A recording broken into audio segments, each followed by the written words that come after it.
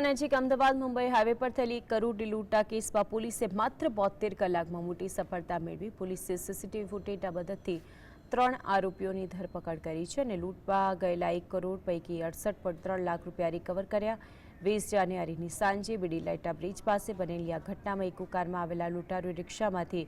1 કરોડ રૂપિયાનો થેલો લૂંટી લીધો હતો। અને આની અંદર હેતુ જોવા જઈએ તો હેતુ જે છે એ ફક્ત એક પ્રકારની લાલચ છે કે જ્યારે મેહુલભાઈ જે છે એમને એમના મિત્ર રાહિત સૈયદના નામે વિશ્વાસથી એકાઉન્ટ ખોલાવેલું અને રાહિત સૈયદના નામથી એકાઉન્ટ જે ખોલ્યું એની અંદર પણ એવું છે કે એ લોકોએ MSME માં રજીસ્ટર કરાવેલું વેપારી તરીકે, જેથી કરી અને કેશ વિડ્રોલની વધારે મેળવી શકાય એટલા માટે। અને એ જે ફર્મ છે ફર્મના નામે એકાઉન્ટ રજીસ્ટર કરાવી રાહિત સૈયદે પૈસા ઉપાડેલા, પરંતુ રાહિત સૈયદને એની અંદર લાલચ જાગેલી કે આ પૈસા એ જો પોતે લઈ લે તો એના અને એમના પરિવારજનો માટે, એટલે એણે એના જ વિસ્તારના જે ગુનાહિત ઇતિહાસ ધરાવતા હતા એવા લોકોનો સંપર્ક